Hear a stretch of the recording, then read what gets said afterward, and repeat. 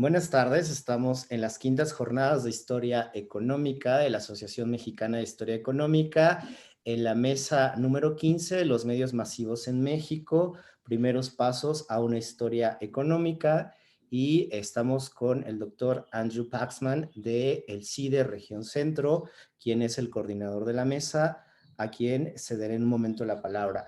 A todos los participantes, esta sesión está siendo grabada.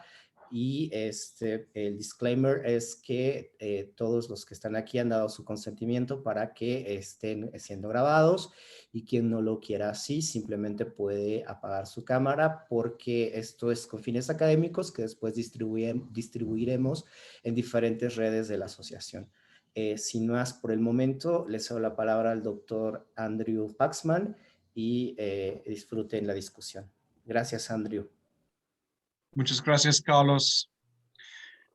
Bueno, quisiera dar la bienvenida a todos los participantes y los que nos acompañan a esta mesa que se llama Los medios masivos en México, primeros pasos a una historia económica. Y como está implícita en el título, estamos conscientes del hecho de que la historia de los medios en México no es una historia que goza de mucho, digamos, apoyo de la historia económica, o mejor dicho, la historia económica guión empresarial de los medios en México. Es un territorio donde hay mucho por explorar, y tenemos la posibilidad de explorar distintos aspectos de los medios en México, debido al hecho de que somos un grupo de distintas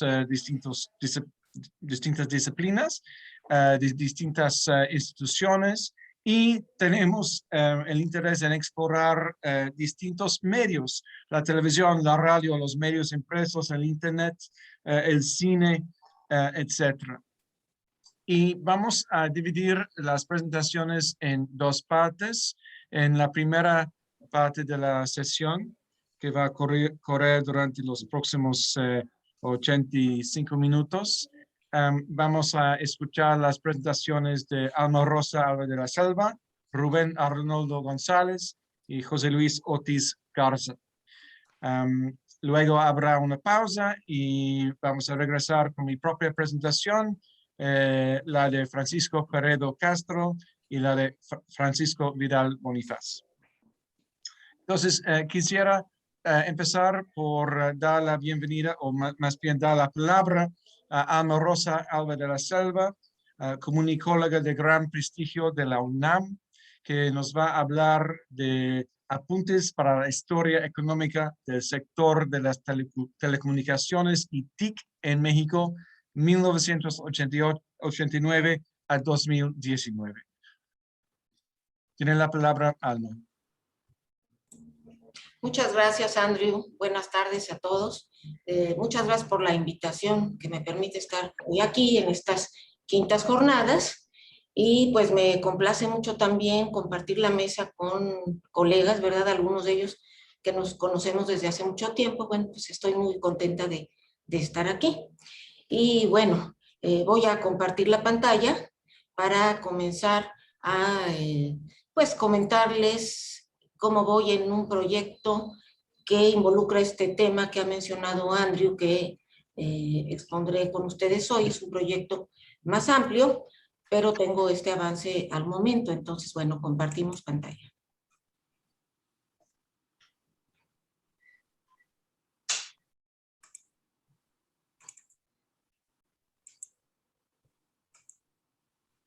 A ver, espero que se esté apreciando bien. Sí, te vemos. ¿Sí? Sí. Muy bien. Bueno, pues entonces vamos a comenzar justo con los puntos de partida de este trabajo que se llama, como decía Andrew, Apuntes para la Historia Económica del Sector Telecomunicaciones y TIC, en un periodo amplio, pero haciendo énfasis en los últimos años, que nos remiten a una comunicación que ya algunos estudiosos llaman la comunicación postmasiva, después de los medios masivos, ¿no? Entonces, ese es el título de esta presentación. Y vamos con los puntos de partida.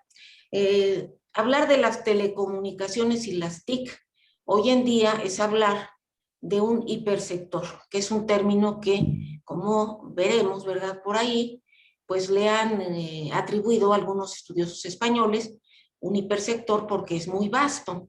Entonces, es importante hablar de este hipersector y de su desarrollo, nosotros diríamos, en el marco de las reestructuraciones o las reconfiguraciones del capitalismo a lo largo de más de 150 años, porque este ha sido el escenario en el cual se han desarrollado las telecomunicaciones y después las tecnologías de la información y la comunicación, las llamadas TIC. Entonces, para un aspecto inicial de este proyecto, nos hemos estado apoyando en la economía política de la comunicación y la cultura, pero en un momento más les haré referencia a la metodología que estamos aplicando.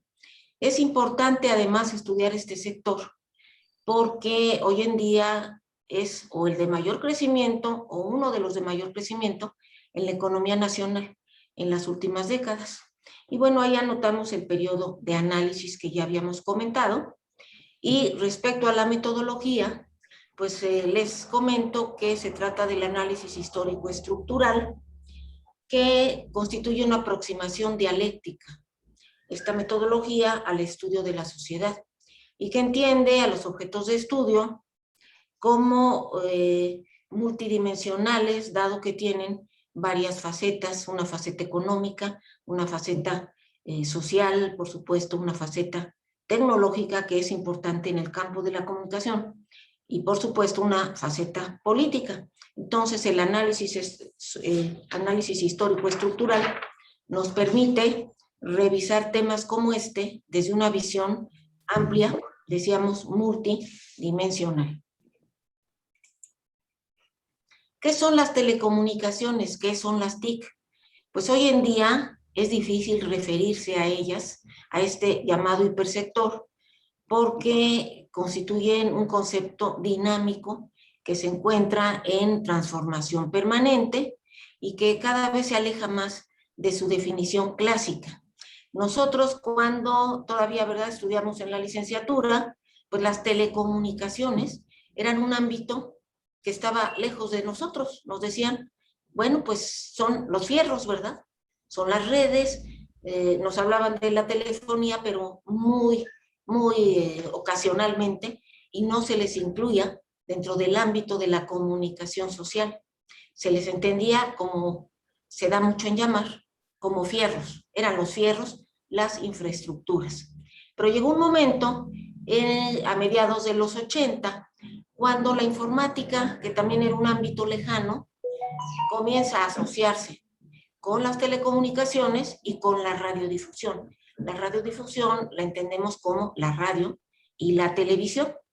Y entonces, esta fusión o unión de informática, telecomunicaciones y radiodifusión va poniendo las bases para lo que hoy es el hipersector de la información. Es un ámbito, decíamos, muy vasto, pues sí, es muy complejo, y hay varias definiciones sobre el mismo, pero una pues muy puntual es la de López y Pulido, quienes acuñaron el concepto justamente de hipersector. Ellos dicen, las telecomunicaciones y TIC las podemos entender como las redes, las terminales y los servicios. Y en las redes, pues ellos dicen, está la telefonía fija, la móvil, la banda ancha. En las terminales, pues están ahí otra vez la telefonía móvil, que es una terminal, es una pantalla, ¿verdad?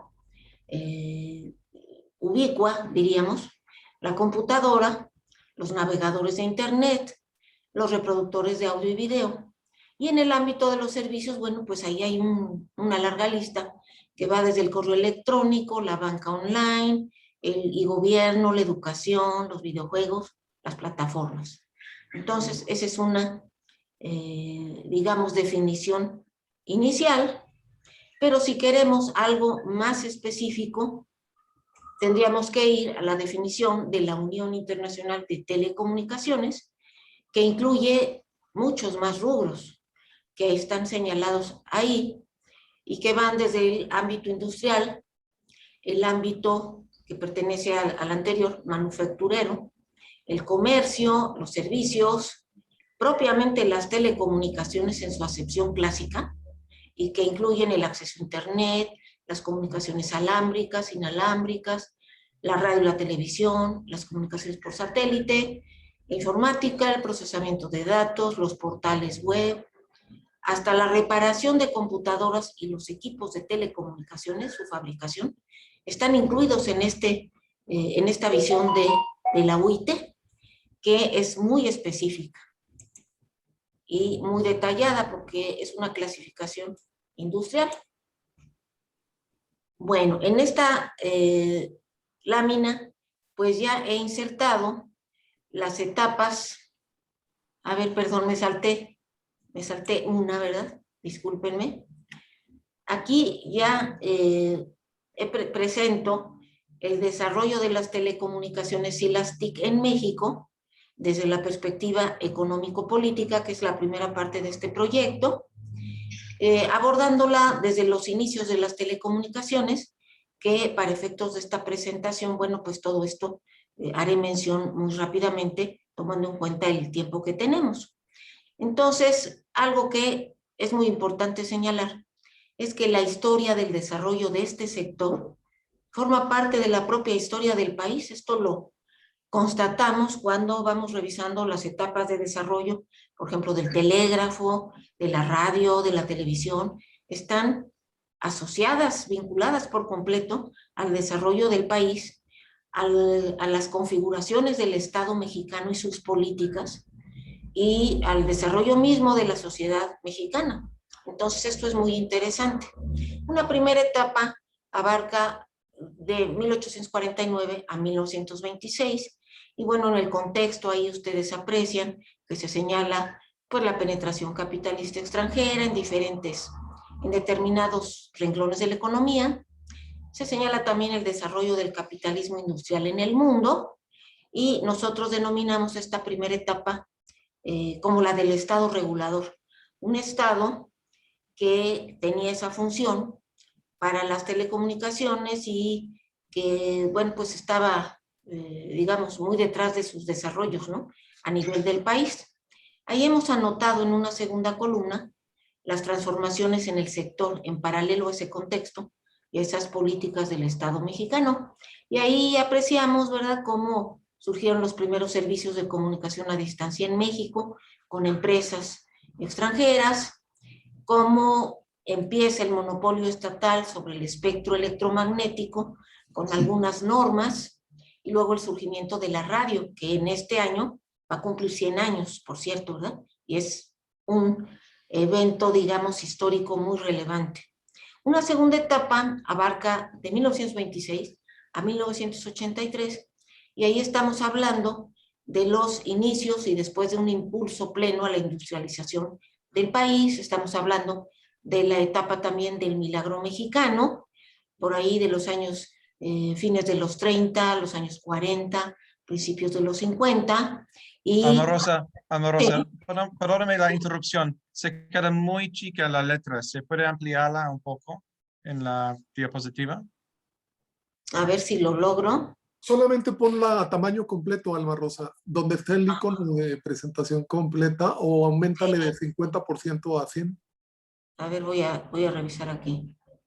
Abajo en el extremo inferior derecho, hasta abajo, hasta abajo, hasta abajo. Anda cerca. Sí, cierto, sí, ya lo encontré aquí, sí, muchísimas gracias. No, aquí hay un icono. Me pasé un poco.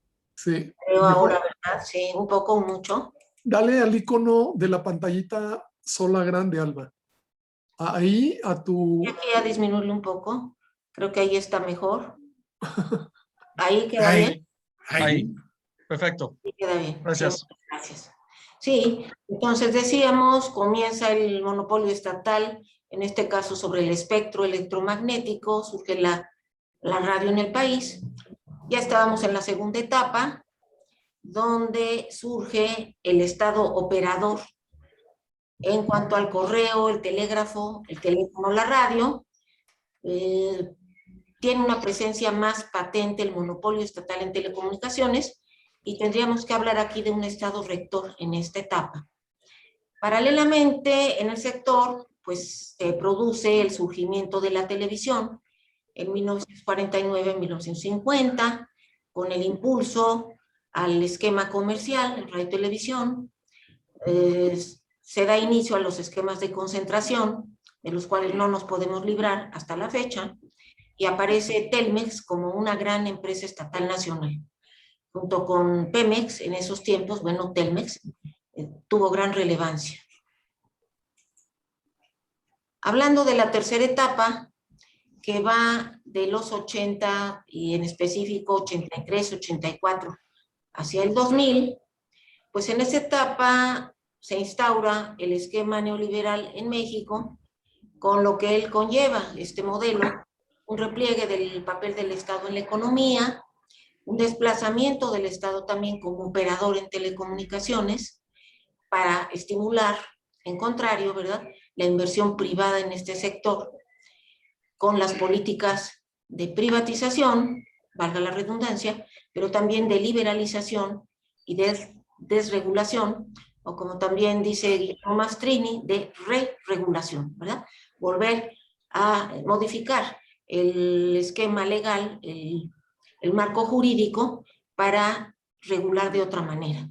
Se da un proceso de apertura comercial y comienza, esto ya desde fines de los 80, la financiarización de la economía y particularmente en el sector mediático y de una internet que ya venía, este proceso de financiarización pues toma cada vez mayor cuerpo. Se comienza a hablar de la sociedad de la información y nosotros pensamos que cabría hablar aquí de un Estado gestor. Se crea un sistema de medios estatales que se ha preservado hasta la fecha, pero ya muy disminuido.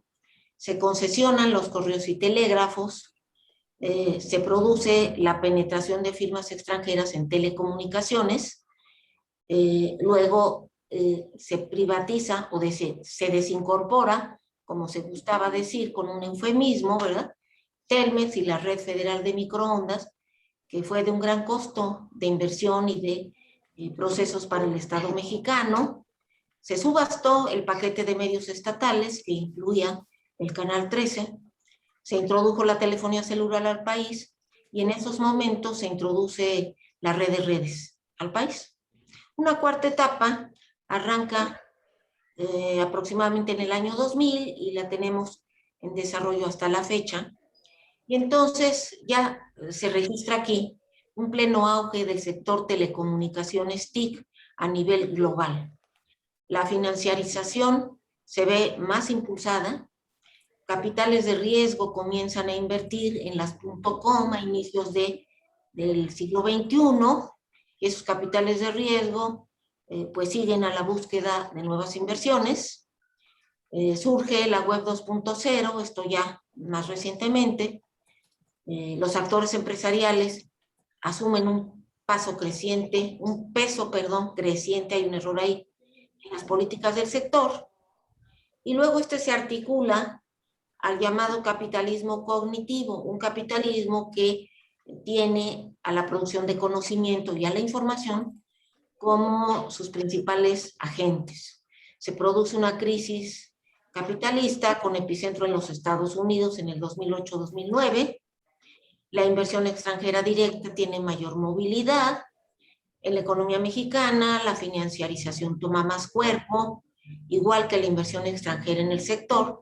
Recuerdo que en el 2001 lo vimos esto cuando Prisa compró Radiopolis con la mayoría de las acciones. O sea, yo eso lo tengo muy claro, ¿verdad?, que empezó esto a subir y a subir.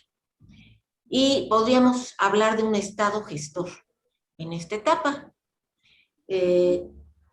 Estamos trabajando en una definición del capitalismo que estamos comenzando a ver que surge, y ya lo retomaremos más adelante muy brevemente, que podríamos considerarlo como un capitalismo digital, que se está desarrollando a la par de la concentración de las plataformas digitales, cuyo acrónimo es GAFAM, de Google, Amazon, Facebook, Apple, Microsoft, ¿no?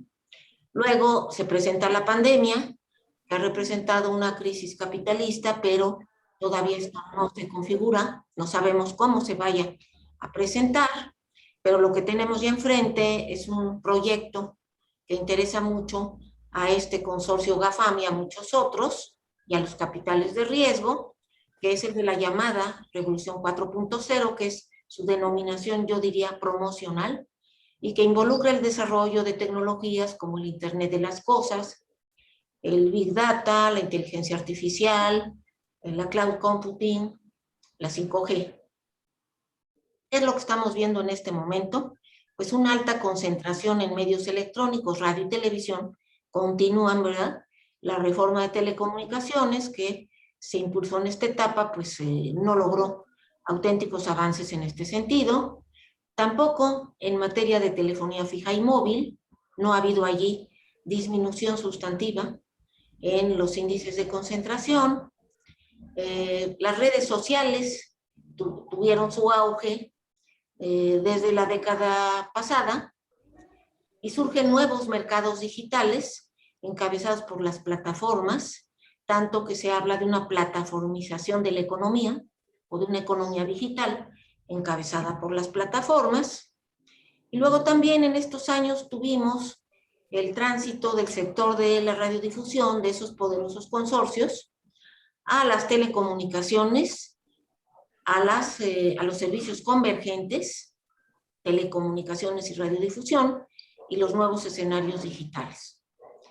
Ha habido un impulso a la conectividad que viene de la Estrategia Digital Nacional del sexenio pasado, con México Conectado, entre otros proyectos, y en el actual sexenio, pues lo pongo entre interrogaciones porque parece haber un interés de un retorno a la rectoría del Estado, o por lo menos a un papel estatal más activo, y eso nos lo hacen pensar, por ejemplo, hechos como la creación de CFE, Telecomunicaciones e Internet para Todos, fundado en el 2019, que busca proveer de conexión a la red a comunidades en México, las más remotas, que no han interesado a los consorcios.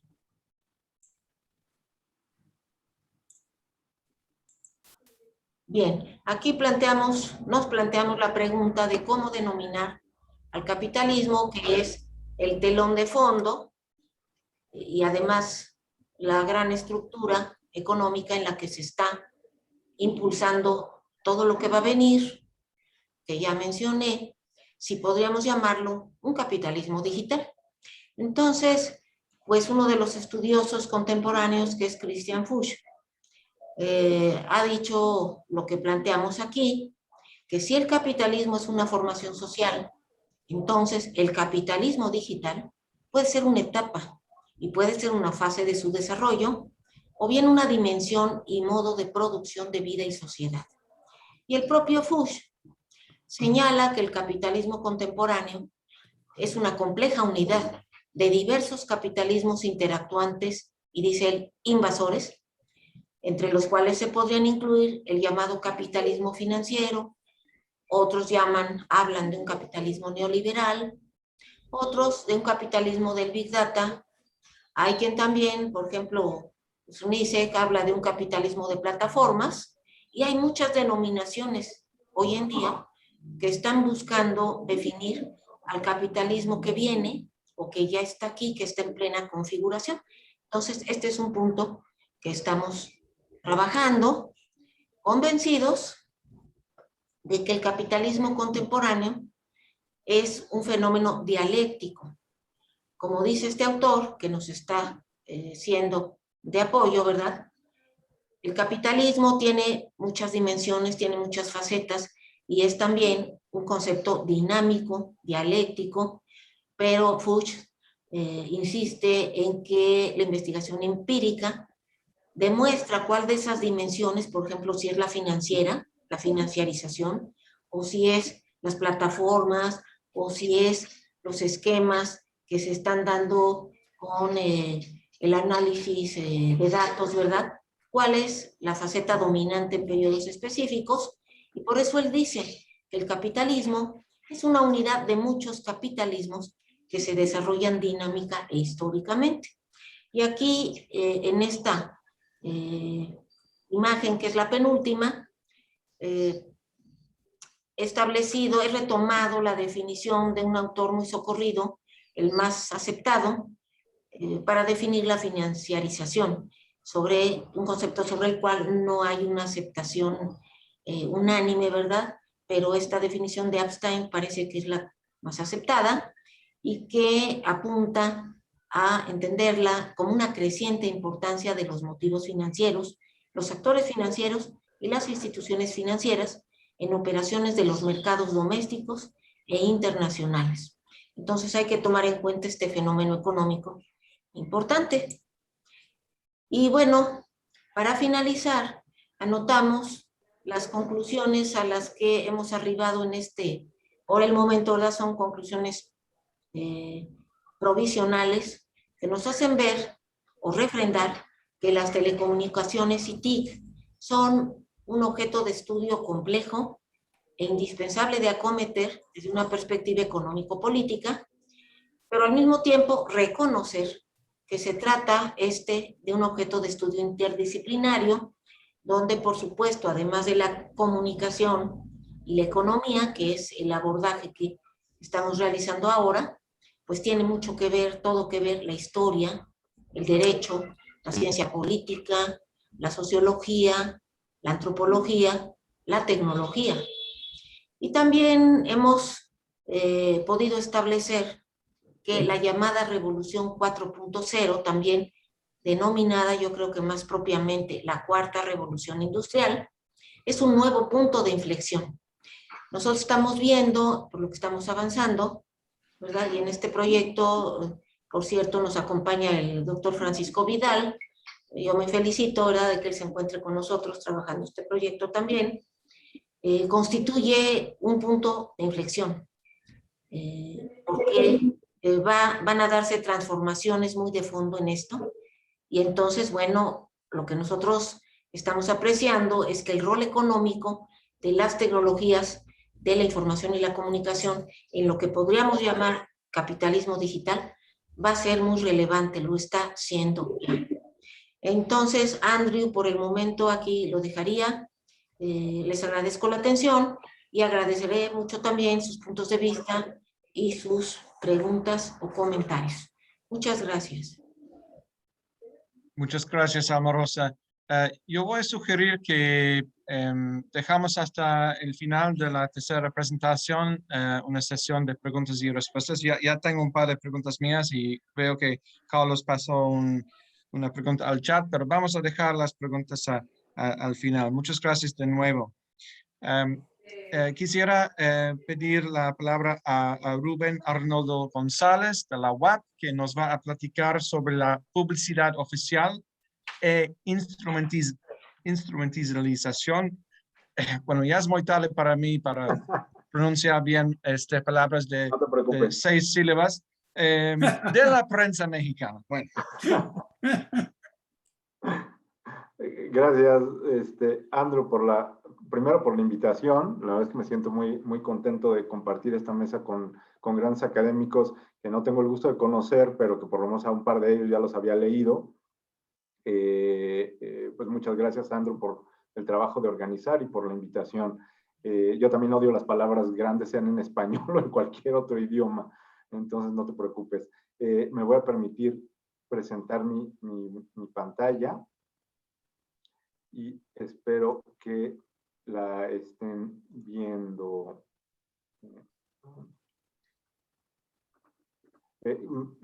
Según yo, ya está en toda la pantalla. ¿Es correcto eso? Sí, perfecto. Perfecto, muchas gracias. Bueno, pues mi nombre es Rubén González y soy profesor investigador del Instituto de Ciencias de Gobierno y Desarrollo Estratégico de aquí de la UAP. Y yo hago estudios de periodismo y en esta ocasión, gracias a la amable invitación de Andrew, voy a platicar un poco.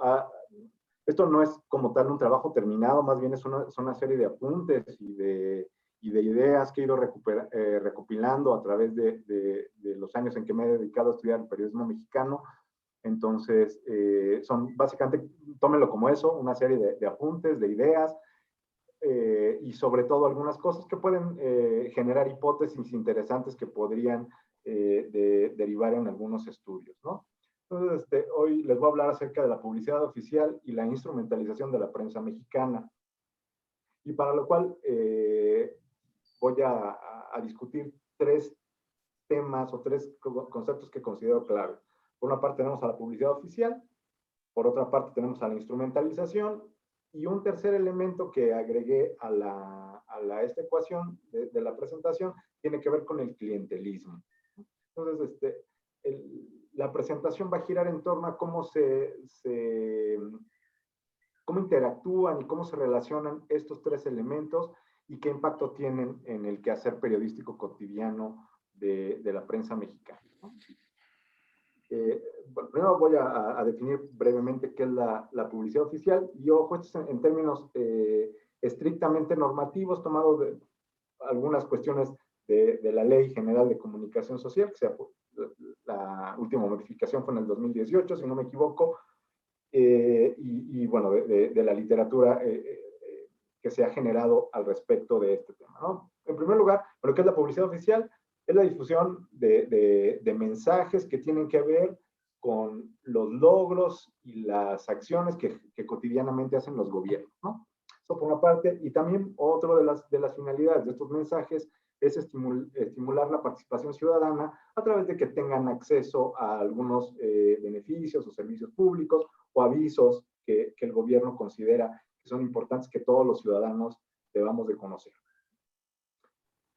Asimismo, también en términos estrictamente normativos, gracias a la publicidad oficial, se generan o se estrechan lazos de comunicación entre el gobierno y los gobernados, ¿no? Entre la clase en el poder y los ciudadanos, ¿no? Una vez más, en términos estrictamente normativos, ¿no? Una cosa es lo que se dice y otra cosa es lo que se hace. Y finalmente, también gracias a la publicidad oficial, se podría o se aspira a generar una rendición de cuentas por parte del gobierno, porque se supone que informa las cosas que hace y cuánto gasta. Y esto significa que a través de la publicidad oficial, el gobierno cumple con su función de informar, y en ese sentido, nosotros como parte de la sociedad también recibimos esta información que nos permite saber qué está haciendo el gobierno, ¿no? Pero una vez más, esto es estrictamente en términos normativos. Por otra parte, ¿qué cosa es el clientelismo? Pues bueno, básicamente el clientelismo es establecer relaciones de dominación, ¿no?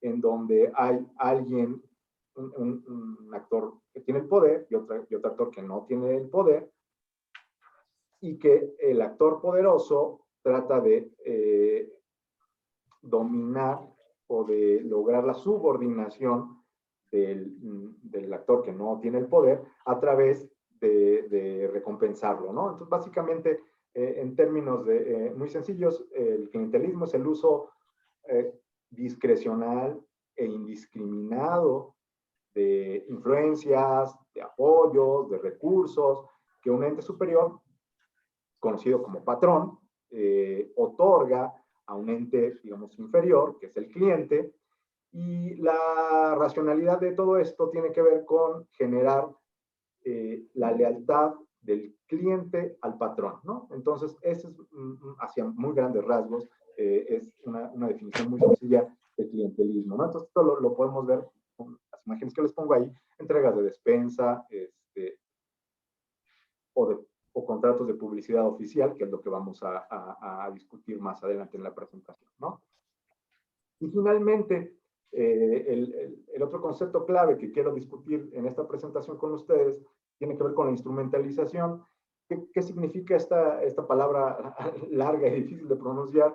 Pues básicamente la instrumentalización se genera cuando un actor externo, una serie de actores externos a los medios de comunicación tratan de controlar o ejercer presión para moldear o darle forma a los contenidos mediáticos, ¿no? En especial a las noticias.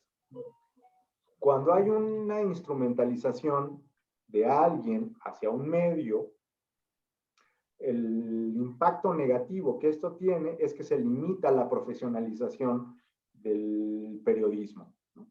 Entonces, en lugar de ejercer la profesión periodística a cabalidad, es decir, cumplir con una serie de cánones que la misma profesión determina, pues se cae en las actividades como de vocería o de relaciones públicas, ¿no? Aquí les pongo un ejemplo que me encanta, que es el de este señor Mario Vázquez Raña, que paz descanse, que él era el dueño de la Organización Editorial Mexicana, y bueno, pues aquí no tenía ningún empacho en tomarse fotos con la clase en el poder, y bueno, luego veíamos el tipo de periodismo que hacían sus medios, ¿no? Entonces, esto es un ejemplo de la instrumentalización. Y bueno, esto es una mesa de historia de la prensa en México, y pues tenía que poner unos guiños a algunas cuestiones mínimas cronológicas, ¿no?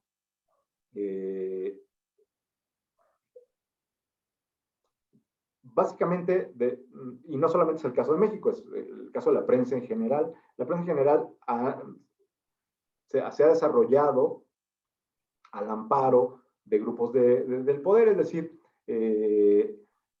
una prensa ideológica y financieramente independiente es bien complicado tener, ¿no? O sea, no hay prensa químicamente pura y no hay prensa que sea completamente independiente, ¿no? Y eso no tiene ningún problema, o sea, al final eso no es el problema, ¿no? Sin embargo, es importante reconocerlo para entender las prácticas periodísticas, ¿no? Entonces, por ejemplo, en el caso de la prensa en México durante el siglo XIX, los periódicos, que eran el único medio de comunicación masiva que existía, pues bueno, eran patrocinados directamente por grupos liberales y conservadores. Es decir, el contenido de estas publicaciones estaba alineado a posturas a claras posturas ideológicas y políticas, ¿no? Hoy lo seguimos viendo, ¿no? Las líneas editoriales responden a ideologías políticas, lo cual, y esto solamente es estrictamente mi opinión, yo no le veo ningún problema que los medios de comunicación tengan su línea editorial de izquierda, derecha o de la que sea, siempre y cuando la declaren abiertamente, que sean consecuentes con eso y que hagan un periodismo profesional desde esa ideología política y no hay ningún problema, ¿no? Otro hito que a mí me parece importante para entender sobre todo esta cuestión de la publicidad oficial se dio en el sexenio del general Lázaro Cárdenas del Río, que fue del 34 al 40. Este señor fundó dos cosas que han sido trascendentales para las relaciones prensa-gobierno en México. Primero se denominó el Departamento Autónomo de Prensa y Publicidad, cuya finalidad, en términos muy sencillos, era el control de los contenidos. Es decir,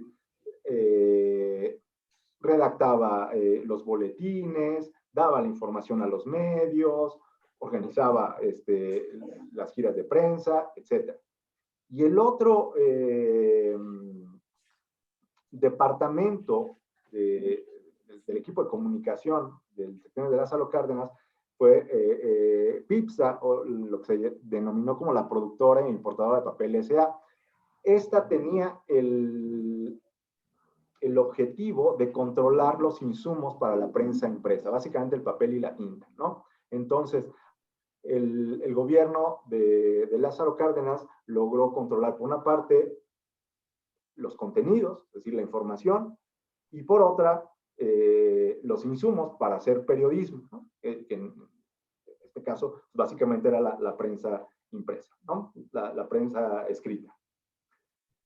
Otro hito importante, estrictamente hablando en relación prensa-gobierno, se dio más o menos entre los 60 y el año 2000. Esto fue pues, básicamente los años de la hegemonía y de la mano dura del PRI, aunque bueno, ya hacia el final se fue debilitando un poco. Pero aquí lo importante, o por qué lo menciono, es que en esta época, los periodistas generalmente han sido mal pagados. Hay una precariedad laboral escandalosa en los periodistas en México, y ese es un pendiente que todavía no se resuelve. Pero hubo una buena parte, sobre todo en estos años, en que era bien común que los reporteros también vendían espacios publicitarios. Es decir, ante la precariedad de los sueldos que recibían los periodistas, pues completaban sus ingresos con la venta de publicidad, ¿no? ¿Y a quién le vendían publicidad? Pues básicamente a sus fuentes de información.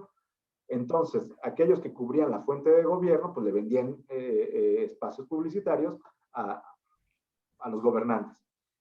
Y aquí se generaba un conflicto de interés, porque por una parte estaba el interés estrictamente periodístico, es decir, yo tengo que reportar lo que pasa, pero por otra parte, mi fuente de informaciones también es mi principal cliente. Y si digo algo que lo puede molestar, pues va a retirar su espacio publicitario, y yo como periodista pues no voy a ganar ese dinero, ¿no? Entonces, ese conflicto de intereses estaba determinado por una parte por la precariedad laboral y por otra por la publicidad oficial. Y bueno, ¿qué ha pasado en México? En México después de la transición democrática, pues bueno, algunas situaciones interesantes, ¿no? En general, la figura presidencial se ha debilitado, bueno, aunque ahora con este nuevo régimen está otra vez como reforzándose o queriéndose reforzar la figura del presidente todopoderoso, pero los sexenios de Fox, de Calderón y de Peña Nieto, la figura presidencial se debilitó, pero hubo un fortalecimiento de autoritarismos subnacionales, es decir, los gobernadores y presidentes municipales adquirieron una relevancia que tenían muy acotada cuando había una figura de un presidente muy fuerte, ¿no? Que era el que centralizaba todo el poder. En estos años se ha diluido esa figura presidencial monolítica, hegemónica, y los cacicazgos regionales y locales pues han despuntado. Estos cacicazgos o estos autoritarismos subnacionales han hecho un uso indiscriminado de la publicidad oficial. Uno, para promover su propia imagen, y otra, como siempre ha sido, para el control de la prensa, ¿no? Y bueno, esto lo vemos, el uso discrecional de la publicidad oficial para la promoción de la imagen, lo vemos frecuentemente cuando los presidentes municipales y los gobernadores tratan de informar acerca de sus logros, ¿no? Aquí en Puebla tuvimos el ejemplo paradigmático de la promoción o del culto a la imagen personal, que fue la del finado, y que en paz descanse, Rafael Moreno Valle, ¿no? Entonces, no es el único, muchos gobernadores hacen uso de la publicidad oficial para promover su imagen personal.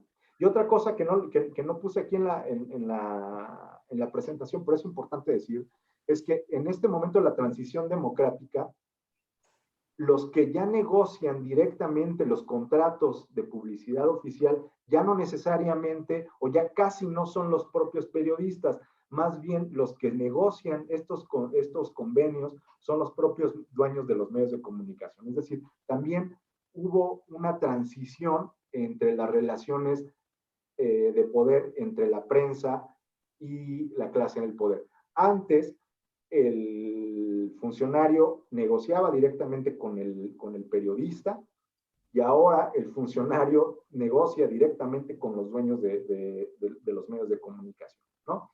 Y generalmente los periodistas ya no venden publicidad, o ya es menos frecuente. Por supuesto que todavía hay casos, sobre todo en periódicos o en medios de comunicación muy pequeños, en comunidades alejadas, en donde básicamente el reportero es editor, fotógrafo, conductor, productor y hasta vendedor de publicidad, ¿no? pero ya tiende a ser más la excepción y no tanto la regla, ¿no? Hay medios como, por ejemplo, el Reforma, que tiene claramente, trabaja una lógica que se llama de la caja negra o caja oscura, en donde por una parte trabaja la redacción y por otra parte trabaja el departamento comercial. Y bueno, lo que dicen ellos es que no hay ninguna comunicación entre un departamento y otro, y cada uno sabe lo que hizo al día siguiente cuando sale publicado el periódico. Y bueno, todo este gran contexto o toda esta cronología mínima, rápida que les presenté, tiene que ver con una serie de características que que la relación prensa-gobierno ha establecido y que, bueno, aquí lo titulo como relaciones problemáticas, ¿no? ¿Y por qué son problemáticas? Pues por lo siguiente, ¿no? El tema de la presentación tiene que ver con publicidad oficial e instrumentalización. Ok. Y además añadí un tercer elemento que era lo del clientelismo. ¿Esto cómo se relaciona? Bueno, la instrumentalización, recordando lo que había dicho hace un momento, es el control que un actor externo a los medios ejerce en la producción de contenidos, ¿no? Para lograr este control, digamos que hay dos caminos. Puede ser prácticas clientelares o coerción directa. Y esto se conoce como la lógica del garrote y de la zanahoria, ¿no? Las prácticas clientelares, digamos que son formas suaves o amables de controlar, y la coerción o el garrote, digamos, son las formas duras o rígidas, ¿no? Y bueno, ¿en qué consiste una y otra rápidamente? Bueno, las formas suaves o la zanahoria, pues es el uso de la publicidad oficial como una moneda de cambio, ¿no? Ya no tanto, pero bueno, en su momento fue el acceso al papel. Todavía hoy, una manera amable de vincularse con los medios a través de ofrecer el servicio de la agencia del Estado Notimex, que es básicamente gratis, ¿no? Otro tipo de zanahoria o de medio amable es la exención de impuestos. Por el contrario, en las antípodas tenemos al garrote, ¿no? O la lógica del garrote. ¿Cuál es esa? Violencia contra los periodistas. México es el país más peligroso, o uno de los más peligrosos del mundo para los periodistas. Es una forma de coerción extrema. Otra forma de coerción dura pues son las auditorías, la intervención directa, que esto pasa, hace mucho que no pasa. Pero algo que sí es bien frecuente, al igual que la violencia contra los periodistas, es las campañas de descrédito. Y esto lo vemos pues, prácticamente todas las mañanas en las conferencias del presidente, ¿no? Unas campañas de descrédito hacia periodistas y medios. Y bueno, pues es una forma de controlar a la prensa de una manera, digamos, no muy suave, no muy amable. Y bueno, ¿qué tiene que ver todo esto con la relación o en la práctica? ¿Esto cómo lo podemos ver? Bueno, pues tenemos que para muchos medios de comunicación, sus líneas editoriales están a la venta, es decir, se venden al mejor postor o hacia donde apunte el dinero, para allá va la línea editorial, ¿no? Y esto se logra pues considerando a la publicidad oficial como una moneda de cambio. ¿Por qué se logra esto? Porque sigue habiendo una gran discrecionalidad en la asignación de recursos. Cuando estaba presentando preparando esta presentación, estaba revisando otra vez la Ley General de Comunicación Social, la del 2018, y sigue sin haber reglas claras de cómo se asignan los presupuestos de comunicación social. Y bueno, en la práctica eso como lo vemos, ¿no? De acuerdo a la organización del artículo 19 y a la organización Fundar, el reporte del primer año del gobierno actual, el gasto de comunicación social fue más o menos de la siguiente manera. Grupo Televisa, Estudios Azteca, que es TV Azteca, y la jornada fueron los que más dinero se llevaron durante el primer año, ¿no? La jornada en años anteriores, en secciones anteriores, pues no figuraba entre los más beneficiados por la publicidad oficial federal, no tanto la de la Ciudad de México, pero la federal. Pero en este primer año del sexenio de Andrés Manuel López Obrador, la jornada se colocó en el tercer puesto. Rubén, ya estás a los 20 minutos. Ok, bueno, me salto el ejemplo y nada más termino con, bueno, también tenía otros ejemplos de Peña Nieto. Y para terminar, ya para no alargarme, y esto es algo con lo que estoy trabajando en este momento, la existencia y la operación de muchos medios de comunicación, especialmente en los estados, depende prácticamente de los insumos generados de las ganancias generadas por la publicidad oficial. Es decir, que la publicidad oficial determina el mercado de medios en México. Y aquí me surge una gran pregunta, que es la que estoy trabajando ahorita con una base de datos de un directorio de medios que generamos con los tesistas, es que al parecer hay muchos medios y poco periodismo en México. Y terminaría con eso. Muchas gracias. Muchas gracias, Rubén. Perdóname la interrupción. No te preocupes. Pero en la sesión de preguntas y respuestas quizá puedes extender un poco más sobre esa última parte. Gracias de nuevo. Gracias. Bueno, la tercera presentación será a cargo de José Luis Ortiz Garza, que nos va a platicar sobre fuentes externas de financiamiento de la radio estatal en México, 1925 a 1950. Muy bien, Andrew, muchas gracias por la invitación, muchas gracias por participar con todos. Quisiera,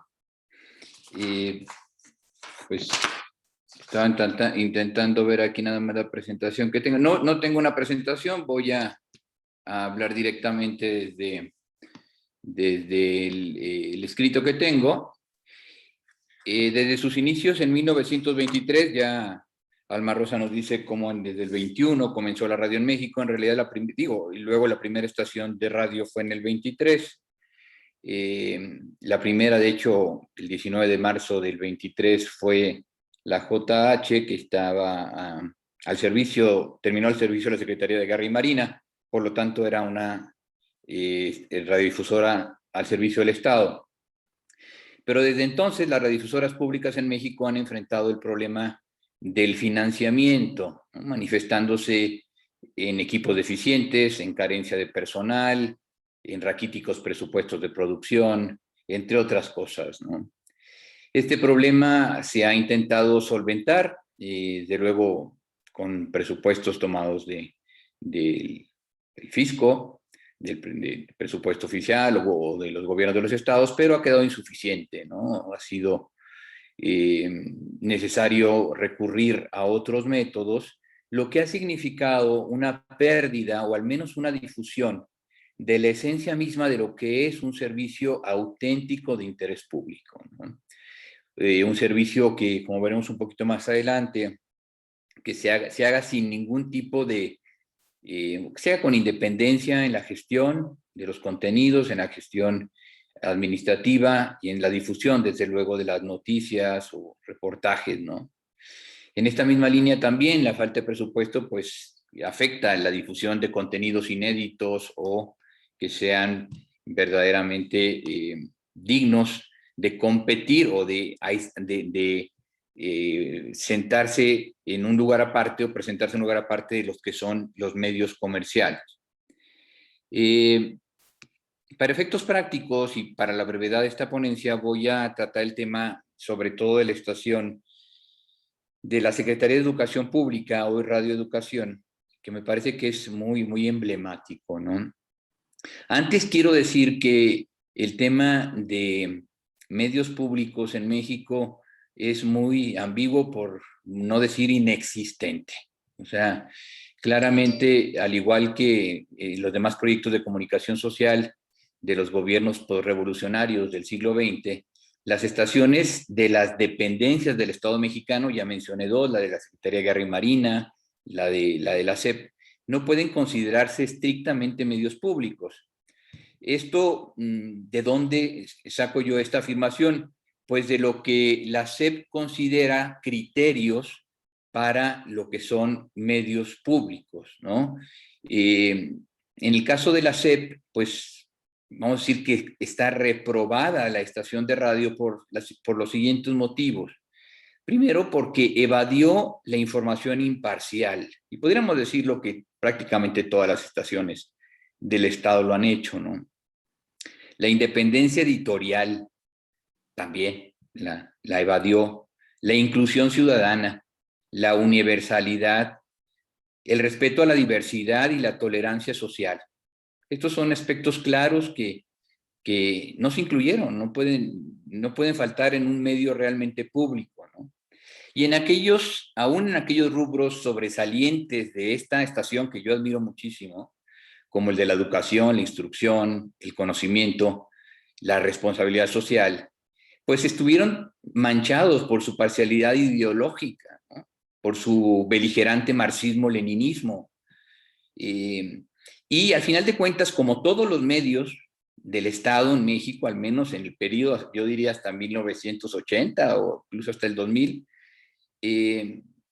pues fueron vehículos de propaganda, ¿no? Lo estamos viendo también ahora, ¿no? Lo vemos en el Canal 11 o Canal, que han sido pues vehículos en los que el gobierno mismo proclama sus logros, ¿no? Un sello dictatorial del priismo, del partido de Estado que nos dominó durante tanto tiempo, ¿no?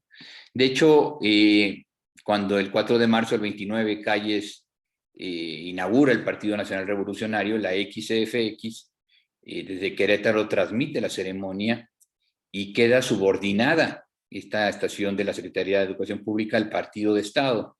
Es muy interesante lo que sucede en los primeros años de la estación de la Secretaría de Educación Pública, porque se convierte auténticamente en el vocero de distintas dependencias del Estado, incluso del Ejecutivo. No se circunscribe a esa función de una oficina de extensión educativa, como se le califica, sino que se canalizan distintas informaciones, incluso también de la Secretaría de Guerra, para convertirse, siendo una estación de la Secretaría de Educación Pública, en el vocero del partido de Estado.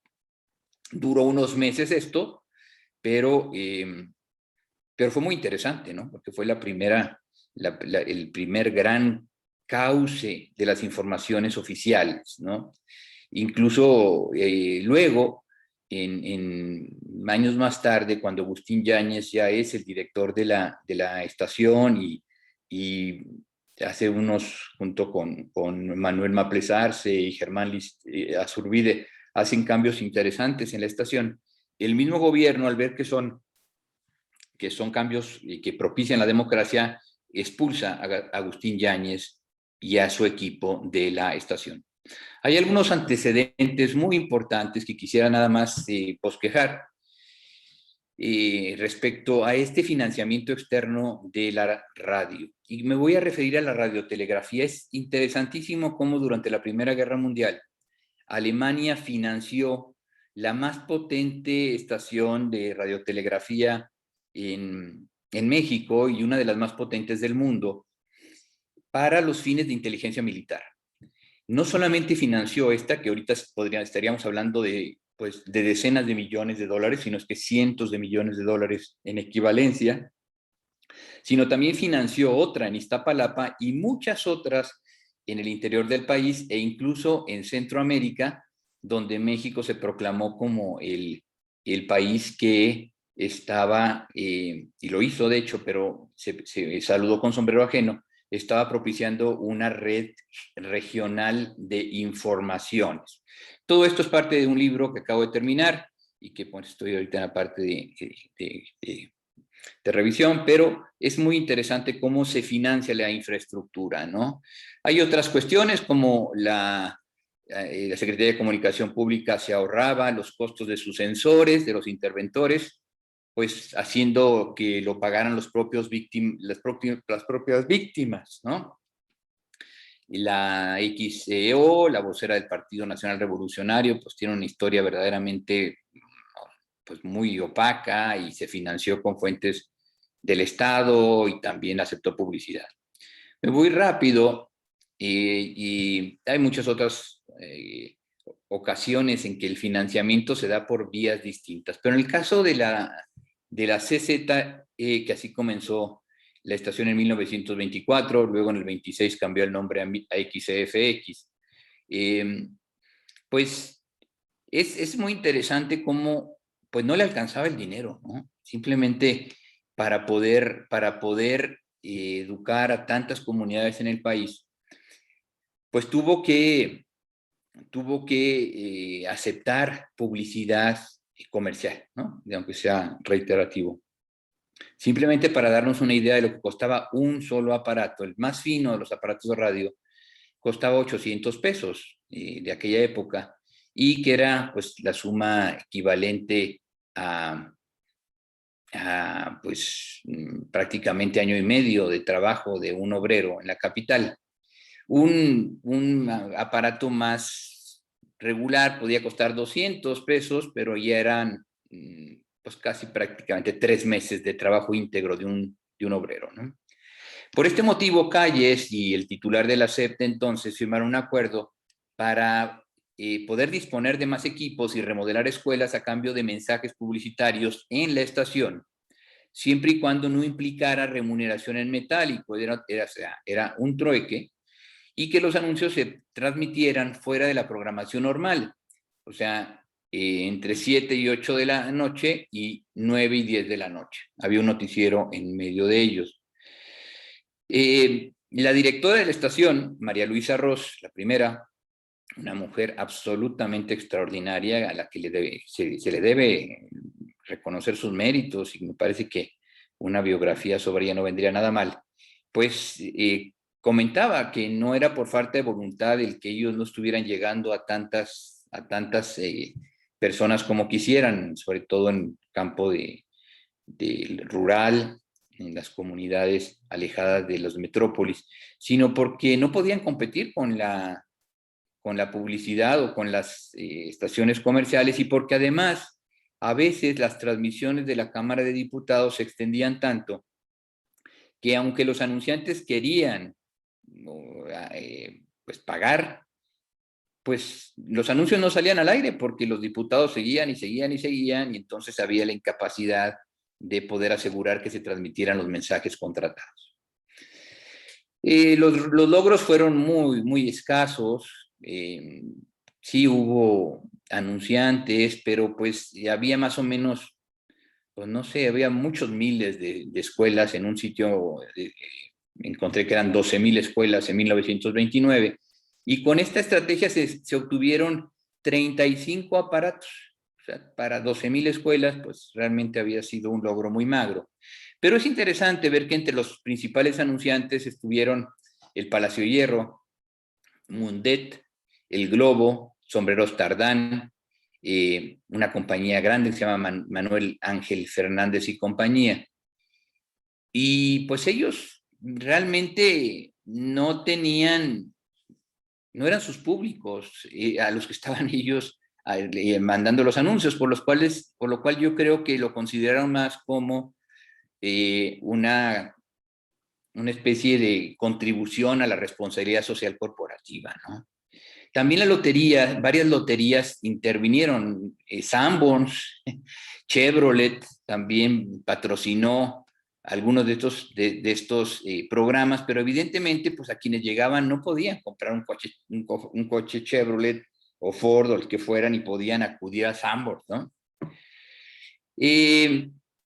Pues para todo esto se procuró la misma secretaría producir aparatos más baratos, ¿no? Uno de ellos se llamó el Titlani, que lo construyó la propia secretaría, y pues también, aunque era muy barato, costaba solamente 36 pesos, únicamente pudieron colocar 15 receptores en el año de 1929. La verdad, pues no había dinero, ¿no? No había dinero tampoco para las producciones, al grado que la SEP tuvo que contratar a muchos aficionados, cantantes aficionados, artistas aficionados, que eran bastante mediocres, lo reconoció la propia SEP, hasta que el secretario de Educación, pues, hizo que participara la Universidad Nacional y el Conservatorio Nacional con sus, pues, orquestas y sus artistas, ¿no?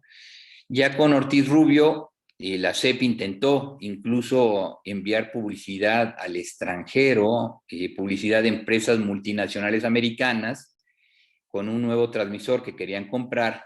Pero bueno, esto nos habla de cómo estaba desesperada la estación por conseguir anunciantes, ¿no?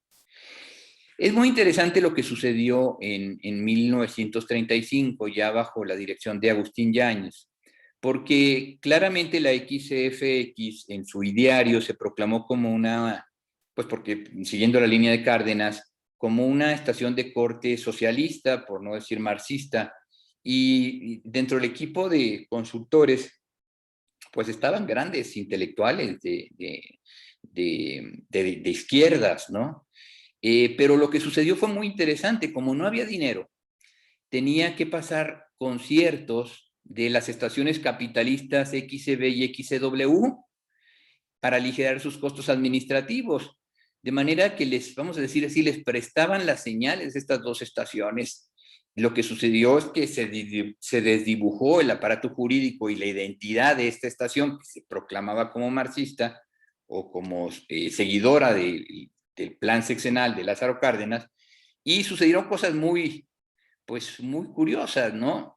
Porque así como ellos proclamaban la moral de la escuela socialista, las bondades del ahorro, recetas ricas en proteínas para el obrero, el antialcoholismo, estos mensajes se alternaban con anuncios de la XW que promovían películas, que promovían el medicamento ureopatina, los automóviles Oldsmobile, las zapaterías El Borseguí, y luego se invitaba a coleccionar, comillas, las cajitas vacías de cerillos de la central, porque ellas significaban obsequios para sus niños. Se promovían otras cosas por parte de la XCB, se promovía la sal de uvas o la sal de frutas heno, la cerveza Don Quijote y los cojines Tru Tru.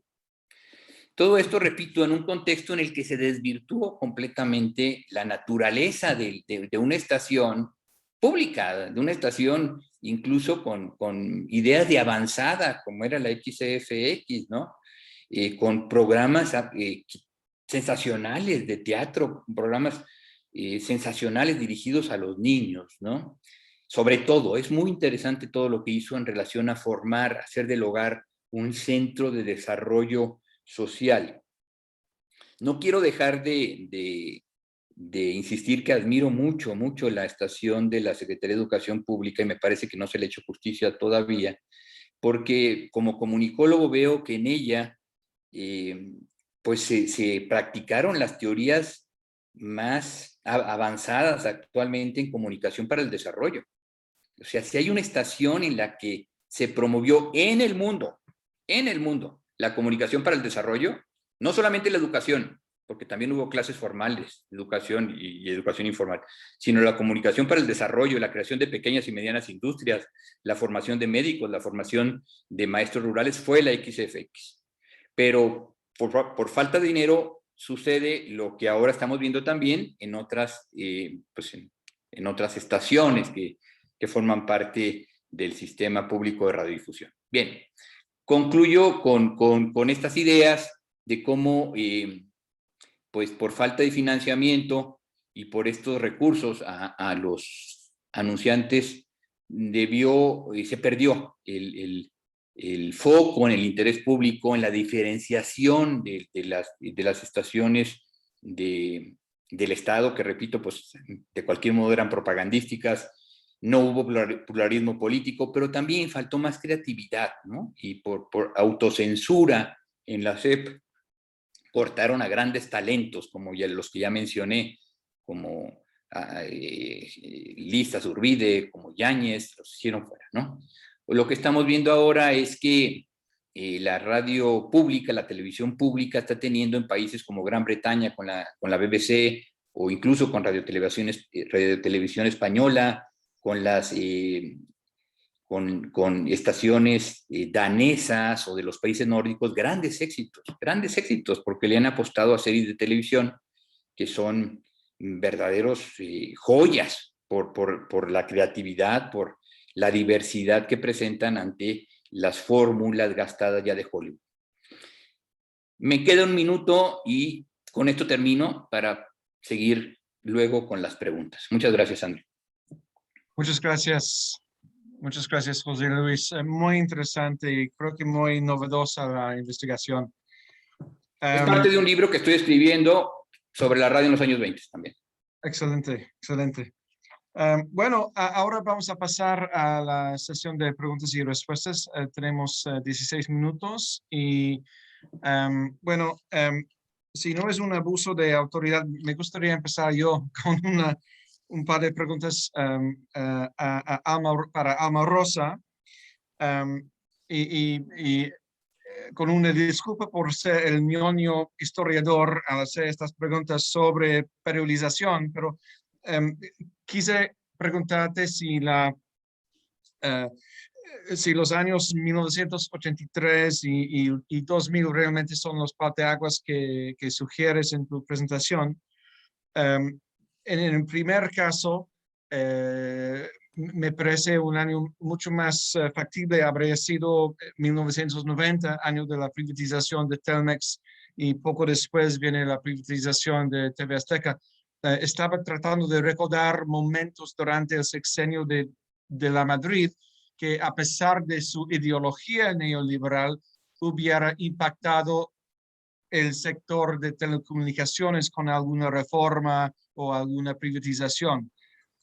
Y en el segundo caso, veo la cuarta etapa que mencionas como una extensión de la tercera, es decir, una de las características de la cuarta que mencionas es una creciente presencia de la inversión internacional, pero ya en los años 90 tenemos un acuerdo entre Azteca y NBC de Estados Unidos, tenemos la entrada a México y a toda la región de múltiples canales de televisión de paga como MTV, CNN, etc.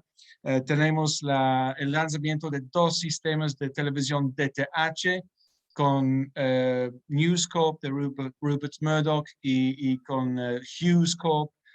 Entonces, por esos motivos, no estoy seguro que los parteaguas son como has establecido. Sí, muchas gracias, Andrew, por estas preguntas. Y diría, con respecto a la primera, de si es tan tajante el inicio de esa etapa en 1983, pues es algo que está en discusión, porque esta periodización yo la realicé a partir de las políticas del Estado para las telecomunicaciones, pero hay autores, hay estudiosos que señalan, por ejemplo, que incluso en el régimen de Cedillo podría datarse esta etapa con algunos datos ya específicos de decisiones que se tomaron en ese momento. Y entonces, en realidad es muy difícil establecer una fecha exacta, ¿verdad? Son procesos. Entonces, lo que intenté con fines didácticos, ¿verdad? Digamos, porque esta investigación también busca, pues de alguna manera, contribuir al mejoramiento de la enseñanza, ¿verdad? Con esa idea empecé yo este proyecto y uno anterior que está muy ligado. Hay que ofrecer cierta claridad en lo posible, pero se trata de procesos, ¿no? Pero es cuestión también de repensar muchas de estos sucesos que se dieron. Y luego en lo que tú comentas sobre si la cuarta etapa que aparece en la presentación que proyecté es más bien una extensión de la tercera, pues justo esto también me lleva a una pregunta que nos hace el doctor Vidal, que colocó en el chat, en el sentido de que si no se corría el riesgo de generalizar excesivamente con fases tan largas como las que incluye en la periodización. Entonces yo diría que ya en el trabajo a detalle de esta última etapa que tengo de las políticas del esquema neoliberal, he incluido 5 fases como parte de esa última que anoté allí. La fase de instauración, la fase de despliegue, que va del 88 al 94, con la salvedad que he dicho que son procesos, la fase de consolidación del 94 al 2000, la fase de re-regulación hacia la convergencia, 2006-2012, donde caben, entre otros procesos, por ejemplo, la llamada Ley Televisa, ¿verdad? La fase de detonación de la convergencia, que yo le estoy fechando del 2013 a la fecha. Pero frente a la llamada Revolución 4.0, que hasta ahora pues no se ha materializado todavía, aunque ya tenemos los avances del Internet de las cosas, del análisis algorítmico, se está preparando el terreno, pues sí hay que insertar aquí efectivamente, ¿verdad?, una etapa que se está abriendo, y en eso todavía no he trabajado, ¿no? Pero me parece muy pertinente tomar en cuenta estos comentarios, ¿no? Bueno, gracias. Viendo aquí en el chat, hay 2 preguntas más para ti. Una es de Francisco Vidal, que básicamente ya has contestado, porque parece a mi propia pregunta. Carlos Becerril pregunta, ¿cuál ha sido el papel en la reforma constitucional al espacio radioeléctrico en sus investigaciones? Bueno, pues la llamada reforma Telecom, en uno de sus momentos, que fue la Ley Federal de Telecomunicaciones y Radiodifusión, que es la llamada ley secundaria, pues le dedica todo un apartado muy amplio al espectro radioeléctrico y a su administración. Y yo diría que no ofreció pues los cambios que se querían, que se pensaban. Lo que ofrece fue una reafirmación, yo diría, del espectro radioeléctrico como un bien público de la nación. Eso ofreció, y luego pues instruyó al organismo autónomo que se creó con esta reforma, que es el IFT, como el administrador del espectro. Y entonces pues le destina un amplio espacio. Se ofrecen definiciones del espectro, ¿verdad? Hay 4 grandes tipos de espectro radioeléctrico según este nuevo marco normativo, ¿verdad? Y además, pues lo que interesaba mucho era lo que mencionaba al inicio. Se esperaba, por ejemplo, que hubiese realmente innovaciones en esta materia por la reforma de telecomunicaciones, como por ejemplo que mucho se habló y se esperó de una reserva de espectro, por ejemplo, para medios comunitarios e indígenas. En la Argentina hubo una reserva de espectro para medios con fines sociales del 30%, ¿no?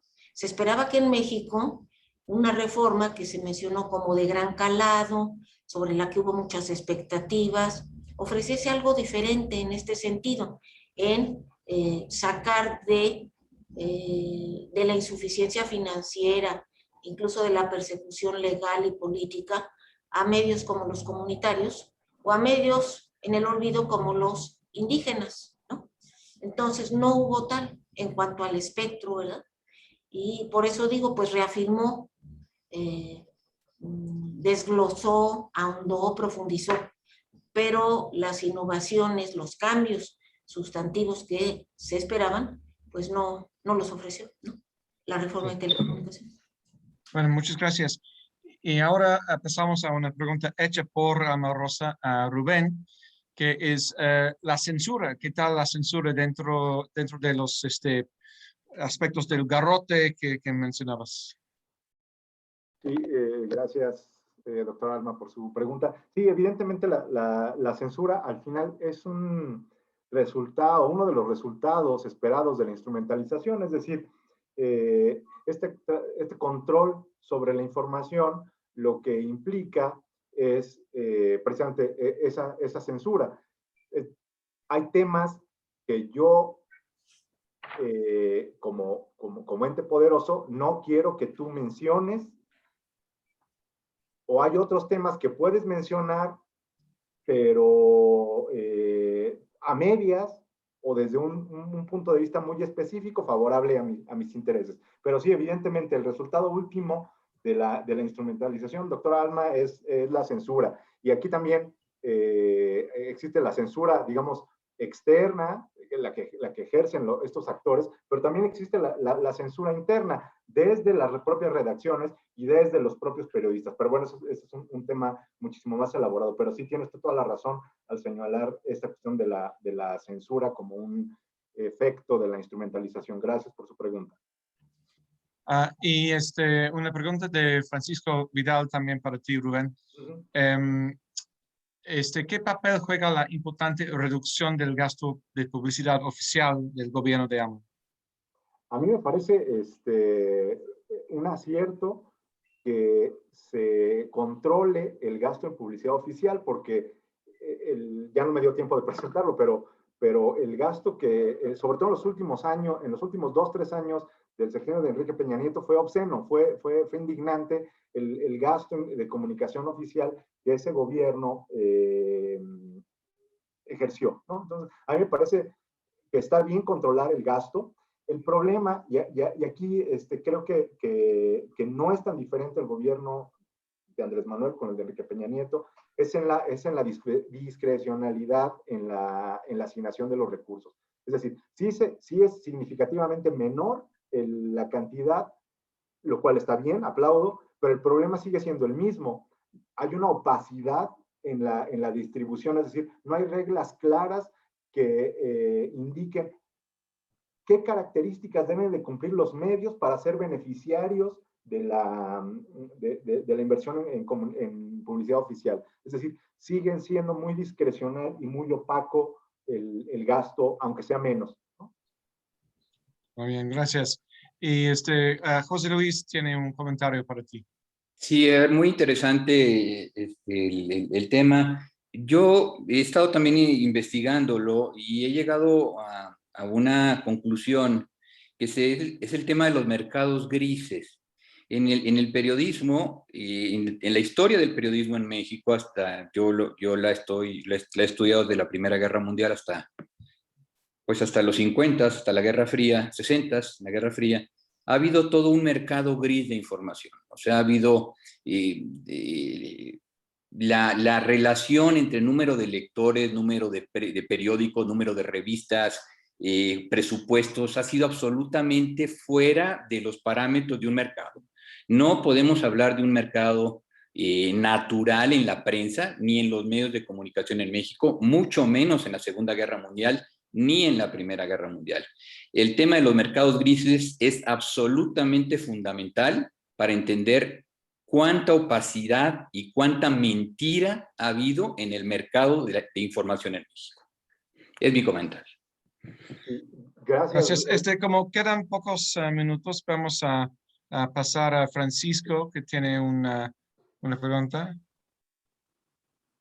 Con tu micrófono, Francisco. Sí, era un comentario porque a propósito de lo que le decía Andrew Paxman sobre la periodización de Alma Rosa, creo que también ahí hay que meterle un poco más análisis a lo que hace el doctor González sobre la periodización de la relación entre medios y el Estado. Y matices, por ejemplo, PIPSA nace producto de un conflicto entre dueños de los medios, periódicos, y las empresas papeleras. Originalmente el gobierno no se iba a meter a eso, pero fue un problema muy serio. Ahora, que luego se deformó la actuación de PIPSA, está bien. Sí, luego se deformó, ¿no? Pero mucho cuidado con los periodos y con los momentos, ¿no? Eso es todo. Gracias. Yo tengo una pregunta para José Luis. Es muy interesante todo este concepto de de estaciones de radio disque estatales, públicas, vendiendo publicidad. ¿Esta es una tendencia sui generis en México? ¿O has visto que en otras partes del mundo también las estaciones públicas vendieron anuncios? Mira, no sé en otras partes del mundo con detalle. Evidentemente, en los grandes países no se dieron las situaciones tan aberrantes. Mira, La estación más aberrante. ¿Brasil o Argentina quizá? Mira, a ver, yo quiero poner como ejemplo de estación aberrante lo que sucedió con la estación del Partido Nacional Revolucionario, que fue estación vocera del gobierno mexicano, prácticamente estatal, una paraestatal del gobierno mexicano, que estaba, y que era la vocera del PNR o del PRM del PRI. Esta estación, cuando surge, le asignan las letras de una estación gubernamental, que eran XF. En el convenio internacional de 1929, las estaciones de gobierno tenían que comenzar con las siglas XF y las comerciales con la XE. De manera que por eso tenemos la de la SEP era XFX y la del Partido Nacional Revolucionario comenzó como si fuera del gobierno, comenzó como XFO. El mismo gobierno, para conseguir dinero, la alteró y le puso XEO como si fuera comercial, cuando todos sus contenidos eran políticos. No solo eso, lo más aberrante de todo es que desde 1930 hasta 1960, en el papel, en la legislación, en la regulación de la radio, se prohibían los mensajes que franca o veladamente hablaran de política y de religión.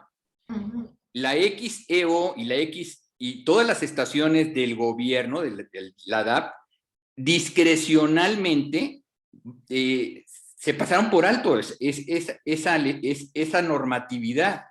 De manera que no solamente mandaban mensajes a través de la estación del Partido Nacional Revolucionario, era la estación de un partido político que estaba transmitiendo 16 horas al día cuestiones políticas.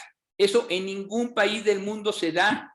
O sea, yo entiendo que en Rusia o en países comunistas tú puedes decir, esta es la estación oficial del Partido Comunista. Perfecto.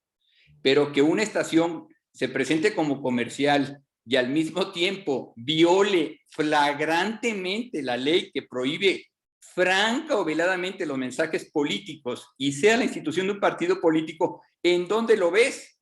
En un estudio que hace 1931, los Estados Unidos dicen, imposible entender la legislación mexicana. Claro, porque es una legislación hecha por un partido de Estado a su manera, a sus intereses. Es increíble lo oscuro, lo opaco, lo discrecional que ha sido el manejo de la información política en México. Y no se ha estudiado bien, ¿eh? Sí, sí, muchas gracias. Y finalmente, Alma Rosa tiene una pregunta. Sí, muchas gracias, Andrew. Pues retomando lo que decía el profesor José Luis Ortiz Garza sobre el asunto del financiamiento, en este caso para una emisora pública, pues es una constante a lo largo de toda la historia de la radio en México, pero yo diría que forma parte de la política del Estado mexicano que favoreció al modelo comercial, porque incluso en los tiempos en que las arcas estatales, en los tiempos del milagro mexicano, ¿verdad? Esa etapa tan importante, bueno, pues había recursos, por ejemplo, para fundar un canal de televisión digno, ¿verdad? Que tuviese lo necesario, y Canal 11 nació pobre, ¿verdad? Y las radios que quisieron formar parte de un sistema en la época de Lázaro Cárdenas, y que entre ellos la XFO, ¿verdad? Pues no tenían tampoco recursos financieros suficientes, y hasta la fecha seguimos con lo mismo, ¿no? Entonces es una cuestión, yo diría, estructural, ¿no? Y a favor del esquema comercial. Eso es. Gracias. Muchas gracias por el comentario. Bueno, ya son las 11, perdón, hora inglesa 11:32, hora mexicana 5:32. Vamos a terminar la primera parte aquí. Le voy a pedir a José Pablo que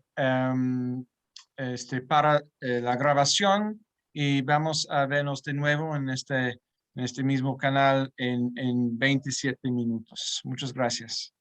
Andreu,